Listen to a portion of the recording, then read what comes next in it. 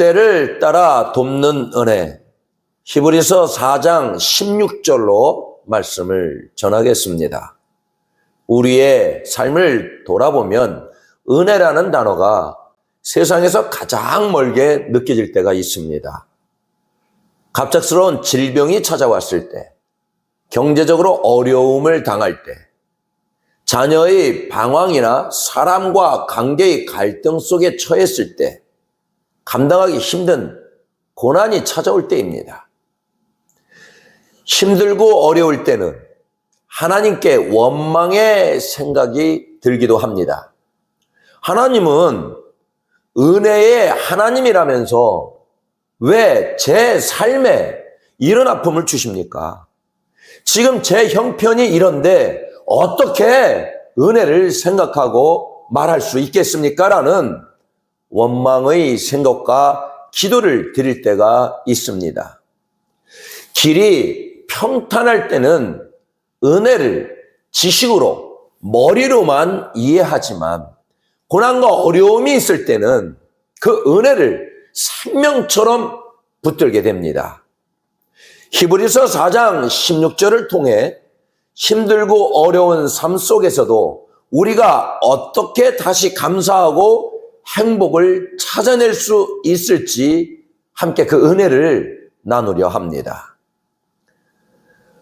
히브리서 4장 16절 말씀은 우리가 하나님 앞에 당당히 나아갈 수 있는 놀라운 권세를 얻었다고 선포합니다. 우리가 대단해서가 아니라 우리를 향한 하나님의 긍휼과 은혜가 그만큼 크기 때문입니다.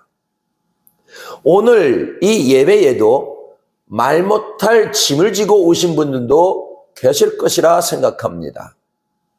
믿었던 사람에게 마음을 다치거나 소중한 것을 잃어버린 상실감, 하지도 않은 일로 오해받고 비난받으며 작아진 자존감, 그리고 아무리 애써도 풀리지 않는 현실의 벽 앞에 지쳐버린 몸과 마음까지 그 짐들이 너무 무거워 모든 것을 포기하고 싶을 때도 있습니다.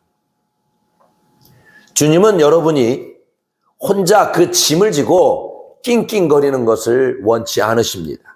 오히려 그 무거운 짐을 가볍게 해주려고 기다리고 계십니다.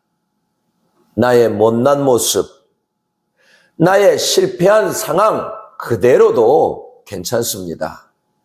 주님은 지금 여러분의 이름을 부르며 그분 곁에서 참된 쉼을 누리라고 말씀하고 계십니다.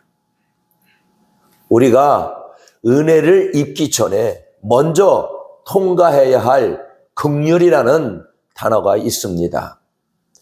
긍휼은 잘 살고 있는 사람에게 보내는 격려의 박수가 아닙니다.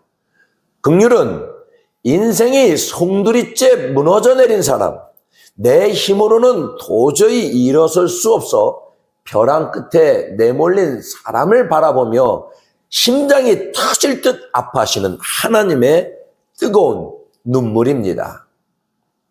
우리는 삶에 고난이 찾아오면 본능적으로 자책부터 하곤 합니다. 내가 뭘 그렇게 잘못해서 이런 벌을 받나 하며 괴로워하거나 하나님이 나를 심판하시는 건 아닐까 하는 두려움에 밤잠을 설치기도 합니다. 그래서 이 고난을 끝내고 은혜를 입으려면 내가 지금보다 더 완벽해져야 하고 더 처절하게 노력해서 하나님의 마음을 돌려놓아야 한다고 오해하곤 합니다. 하지만 성경은 우리에게 전혀 다른 말씀을 들려줍니다. 우리가 가장 초라해지고 연약해져서 이제 정말 끝이다 라고 느끼는 바로 그 지점이 하나님의 긍휼이 시작되는 골든 타임이라는 사실입니다. 내가 아무것도 내세울 게 없다는 건 역설적으로 오직 하나님만 온전히 드러날 수 있는 최고의 기회가 된다는 의미이기도 합니다. 그러니 고난 앞에서 작아진 여러분의 모습 때문에 너무 괴로워하지 마십시오. 오히려 그 약함이야말로 하나님의 긍휼이라는 기적의 역사가 시작되는 시간이 됩니다. 여러분이 가장 낮아진 바로 그 순간, 하나님은 여러분의 인생을 새롭게 빚어가기 위해 일하기 시작하십니다. 내가 끝난 그 자리에서 하나님의 사랑은 가장 화려하게 시작이 된다는 것입니다.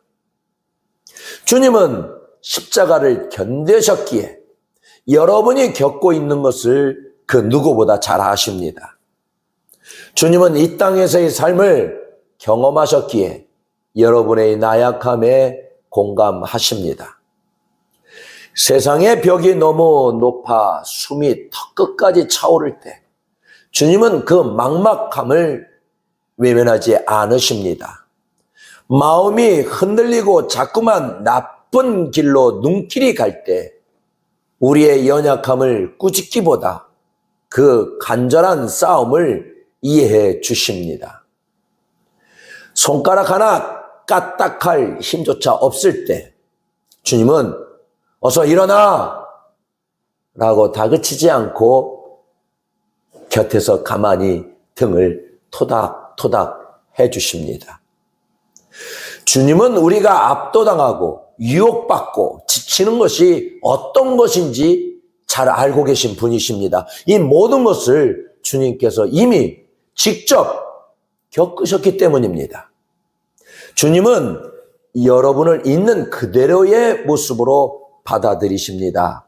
그분은 가장 나약한 순간에 우리를 이미 보셨고 그분 앞에 연약한 모습으로 나아가도록 우리를 초대하십니다. 내가 병들었을 때, 내가 실패했을 때, 내 마음이 무너져 내렸을 때 하나님은 그 빈 공간을 당신의 긍휼로 채우기 시작하십니다. 그러므로 지금의 부족함과 어려움은 은혜의 중단이 아니라 더 큰 은혜를 담기 위한 준비임을 믿으시고 이 연날의 끝에 예비된 풍성한 은혜를 기대하며 믿음으로 견뎌내시기를 바라겠습니다.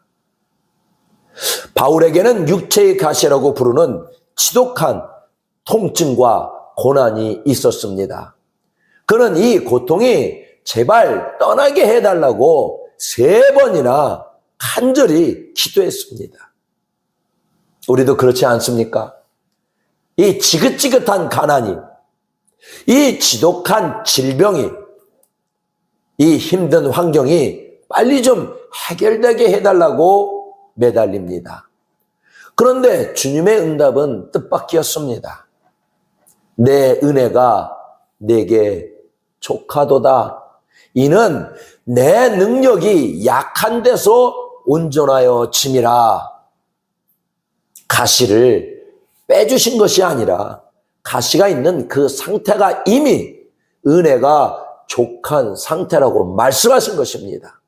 바울은 이 말씀을 듣고 깨달았습니다. 아, 내가 약해져야 주님의 능력이 내 위에 머무는구나. 내가 강할 때는 내 힘으로 살았지만 내가 약해지니 이제는 주님의 은혜가 나를 끌고 가시는구나. 가시가 뽑히지 않았는데도 바울은 충분합니다라고 고백했습니다. 가시가 있는 덕분에 주님의 능력이 자신에게 머물고 있음을 깨달았기 때문입니다. 고난이 있어야 하나님의 은혜를 더 크게 느낄 수 있다는 말은 바로 이런 뜻입니다. 우리가 약해져서 아무것도 할 수 없을 때 주님의 강함이 시작됩니다. 그러므로 지금 여러분을 힘들게 하는 그 환경을 원망하지 마십시오. 오히려 그 약함 때문에 주님의 은혜가 여러분의 삶에 가득 머물고 있음을 믿고 그 안에서 진짜 행복을 누리시기를 바랍니다. 평탄할 때보다 어렵고 힘들고 지쳐 있을 때 하나님의 은혜를 더 절실하고 크게 경험하게 될 것입니다. 낮에는 태양의 빛이 너무 강해서 보이지 않았던 별들이 칠흑 같은 밤이 찾아와야 빛나는 것과 같습니다. 고난은 우리 영혼의 눈을 뜨게 해서 평소에는 당연하게 여겼던 하나님의 은혜를 가장 선명하게 발견하게 하는 거룩한 시간인 것입니다. 우리가 고난 중에 불행을 느끼는 이유는 나를 짓누르는 환경이 나보다 더 커 보이고 그 환경이 내 인생의 전부인 것처럼 보이기 때문입니다. 우리가 은혜의 보좌 앞으로 나아간다는 것은 내 인생의 진짜 주권이 돈이나 건강이나 사람에게 있는 것이 아니라 오직 은혜의 하나님께 있음을 선포하는 행위입니다. 하나님의 은혜로 사는 사람은 환경에 지배당하지 않습니다. 오히려 환경 이후에 계신 하나님의 계획을 신뢰하기에 평안을 누립니다. 상황은 어렵지만 주님 은혜로 우리를 어떤 형편에서도 감사하게 만들고 세상에 빼앗을 수 없는 행복을 지키게 하십니다. 고난 중에 환경만 생각하지 마시고 마음을 다해 하나님의 은혜를 생각해 보십시오. 그곳에 여러분을 도우시는 권세가 있습니다. 우리의 믿음이 흔들릴 때, 우리의 죄가 우리를 가로막을 때에도 하나님은 여전히 우리를 부르십니다. 우리는 예수 그리스도를 통해 하나님께 나아갈 수 있으며 그분의 의로움이 우리의 부족함을 채워줍니다. 하나님이 약속하신 은혜의 성격은 때를 따라 돕는 은혜입니다. 우리는 종종 조급해합니다. 하나님, 지금 당장 도와주셔야 합니다. 왜 아직도 소식이 없으십니까? 라고 원망 섞인 기도를 하기도 합니다. 하지만 하나님의 은혜에는 다 때가 있습니다. 이스라엘 백성이 광야에서 매일 아침 만나를 거두었던 것처럼 하나님은 우리에게 필요한 은혜를 가장 적절한 타이밍에 공급하십니다. 고난이 길어지는 것은 하나님이 우리를 잊으셨기 때문이 아닙니다. 더 깊은 은혜를 깨닫게 하시려는 하나님의 기다림입니다. 은혜는 쌓아두는 것이 아니라 매일 주님을 의지하며 새 은혜를 받아야 하는 것입니다. 고난이 있기에 우리는 매일 주님을 만나기 위해 주님을 찾고 그 매일의 만남 속에서 우리는 지치지 않는 행복을 누리게 됩니다.